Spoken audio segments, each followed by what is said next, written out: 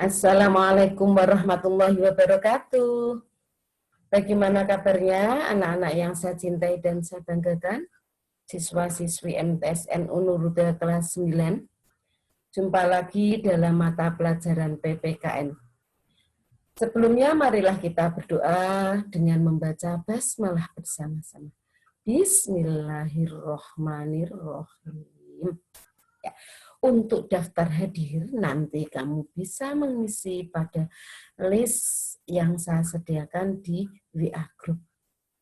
Baiklah, kali ini kita akan membahas tentang penerapan Pancasila dari masa ke masa. Ya.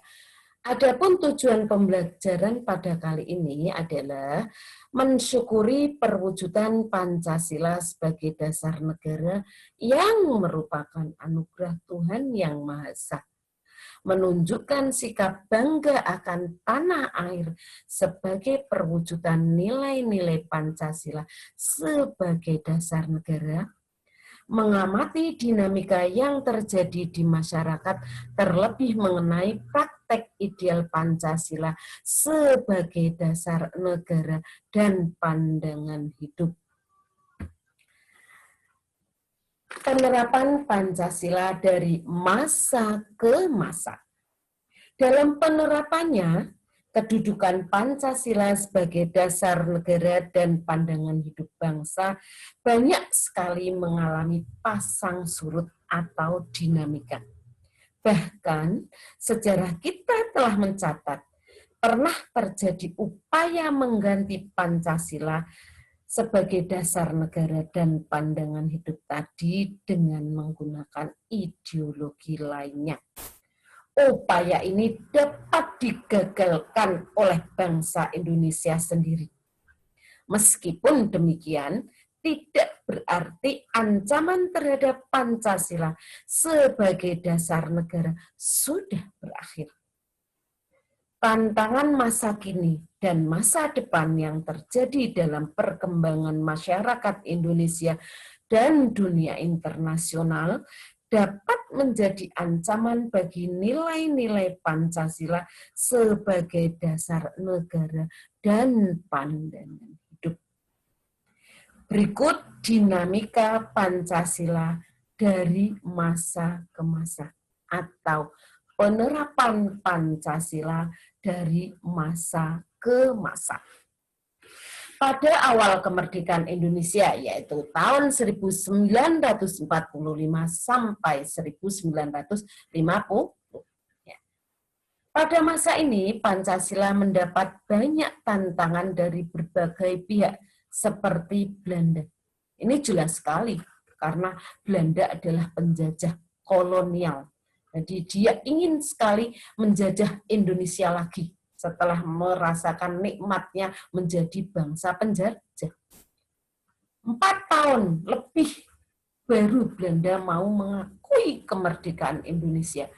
Itu pun dengan melalui perundingan-perundingan yang sangat berat. Ya. Kemudian dari masyarakat Indonesia sendiri juga ada yang ingin mengganti Pancasila sebagai dasar negara. Ya. Terdapat upaya-upaya pemberontakan terhadap NKRI atau Negara Kesatuan Republik Indonesia di sejumlah tempat, yaitu sebagai berikut. Yang pertama adalah pemberontakan PKI. Pemberontakan PKI terjadi di Madiun pada tanggal 18 September 1948 dipimpin oleh Musso. Tujuan utama pemberontakan ini adalah ingin mendirikan negara Soviet di Indonesia. Upaya tersebut itu dengan cara membunuh para tokoh-tokoh Nahdlatul Ulama yang mendukung Pancasila, tokoh-tokoh PNI, kemudian tentara juga, polisi. Pokoknya orang-orang yang mendukung NKRI dan Pancasila dibunuh oleh PKI yang ingin mendirikan negara komunis di Indonesia. Akan tetapi pemberontakan tersebut juga gagal oleh bangsa Indonesia bersama-sama dengan Tentara Nasional Indonesia. Yang kedua adalah pemberontakan DITII, Darul Islam Tentara Islam Indonesia di Jawa Barat dan Jawa Tengah. Pemberontakan itu dipimpin oleh Sekar Maji Marijan Kartosuwiryo. Pemberontakan ini ditandai dengan didirikannya Negara Islam Indonesia. Jadi ingin mengganti negara yang berdasarkan Pancasila dengan negara yang berasaskan Islam.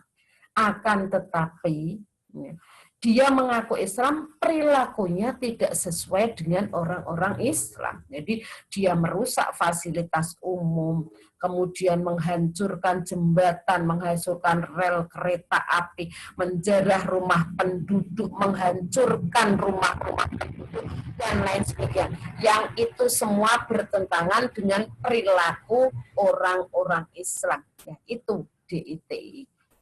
Itu pemberontakannya juga berhasil digagalkan oleh rakyat Indonesia bersama dengan Tentara Nasional Indonesia. Pemberontakan yang selanjutnya adalah APRA, Angkatan Perang Ratu Adil. Ini merupakan milisi yang didirikan oleh Kapten Kenil, jadi Raymond Westerling. Jadi Westerling itu memandang dirinya adalah sebagai Ratu Adil, yang diramalkan dia bisa membebaskan rakyat Indonesia dari tirani atau pemerintahan yang kejam. Ternyata dia dalam gerakannya itu juga ingin mengubah Pancasila menjadi haluan dia. Jadi haluan yang sesuai dengan keinginannya. Itu. Kemudian dia melakukan kudeta terhadap pemerintahan Republik Indonesia. Selanjutnya adalah pemberontakan Andi Aziz. Sama, pemberontakan Andi Aziz tadi adalah ingin mengganti Pancasila dengan ideologi lain. Ya, selanjutnya adalah berdasarkan UUDS 1950, Presiden berfungsi sebagai kepala negara dan menjadi bagian dari pemerintah. Namun tanggung jawab pemerintah berada di tangan Perdana Menteri bersama para menterinya. Lah, ini juga bertentangan dengan nilai NKRI, Negara Kesatuan Republik Indonesia. Dalam NKRI, kepala negara dan kepala pemerintahannya adalah presiden. Jadi Indonesia menganut prinsip presidensial. Akan tetapi pada masa ini kepala negaranya presiden, tapi kepala pemerintahannya di tangan Perdana Menteri dan para menterinya. Sehingga terjadilah penyimpangan terhadap Pancasila. Selanjutnya adalah penerapan Pancasila pada periode 1950 sampai 1959.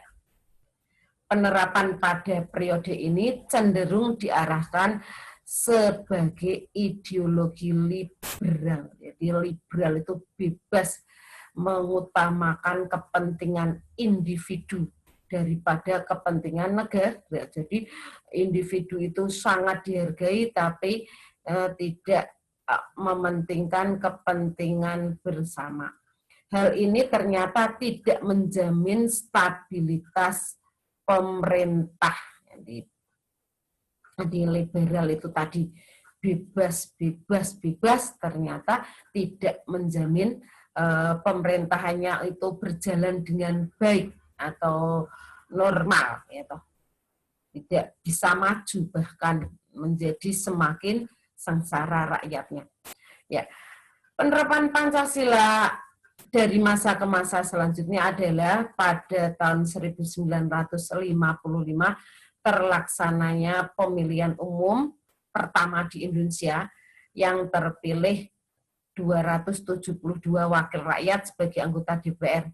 Pemilu ini juga berhasil memilih anggota-anggota lembaga konstituante sejumlah 550. Ya, pelaksanaan pemilu ini menandakan pengamalan Pancasila mestinya, karena sila keempat adalah kerakyatan yang dipimpin oleh hikmat kebijaksanaan dalam permusyawaratan perwakilan. Tadi itu adalah contohnya melakukan pemilihan umum. Akan tetapi pada kenyataannya anggota konstituante yang berjumlah sangat banyak itu yang bertujuan supaya bisa menyusun undang-undang dasar, ternyata dia tidak mampu menyusun undang-undang dasar yang baru. Sehingga pemerintah nanti akan menggunakan UUD 1945 lagi. Ya. Penerapan Pancasila dari masa ke masa pada tahun 1950 sampai 1959. Pada masa ini muncul sejumlah pemberontakan yang bertujuan melepaskan diri dari NKRI, yaitu sebagai berikut: A. Pemberontakan DITII di Sulawesi Selatan dan Kalimantan Selatan serta Aceh. Jadi, ternyata DITII, Darul Islam Tentara Islam Indonesia, yang mendirikan NII atau Negara Islam Indonesia itu tidak hanya ada di Jawa Tengah dan Jawa Barat saja. Ternyata di Sulawesi Selatan, Kalimantan Selatan, dan Aceh juga ada. Jadi ternyata akarnya kemana-mana. Nah, dia ingin mendirikan negara baru. Otomatis kalau mendirikan negara baru, itu dia akan menggunakan ideologi Islam sesuai dengan namanya NII, dan dia tidak menggunakan Pancasila. Yang selanjutnya adalah pemberontakan PRRI, Partai Revolusioner Republik Indonesia, atau Perjuangan Rakyat Semesta atau Permesta. Pemberontakan PRRI atau Permesta dipimpin oleh Syarifuddin Prawira Negara dan Samuel pada tahun 1957 sampai 1958 di Sumatera dan Sulawesi. Gerakan ini merupakan bentuk koreksi untuk pemerintahan pusat pada waktu itu yang dipimpin oleh Presiden Soekarno. Jadi dia tidak terima terhadap kebijakan Presiden Soekarno, maka dia memberontak. Karena pada waktu itu Presiden Soekarno tidak bisa memberikan nasihat lagi dalam menjalankan pemerintahan sehingga terjadi ketimpangan sosial. Akan tetapi pemberontakan ini juga berhasil dipadamkan. Ya, selanjutnya pemberontakan Permesta tadi sama ya, PRRI Permesta. Lanjut next. Ya. Penerapan Pancasila selanjutnya adalah sebagian pihak menyebut masa 1959 hingga 1966 sebagai periode demokrasi terpimpin. Harusnya kita menggunakan demokrasi Pancasila, tetapi pada masa ini terjadi penyelewengan menjadi demokrasi terpimpin. Pada masa ini, demokrasi dianggap tidak berada pada kekuasaan rakyat sebagaimana diamanatkan nilai-nilai Pancasila, namun cenderung berada pada kekuasaan presiden. Kemudian puncaknya adalah terjadi peristiwa pemberontakan PKI atau G30S PKI, Gerakan 30 September PKI, Partai Komunis Indonesia, ya, atau orang-orang tua itu biasanya menyebut Gestapo. Pada tanggal 30 September 1965, PKI berusaha merebut kekuasaan disertai pembunuhan 6 jenderal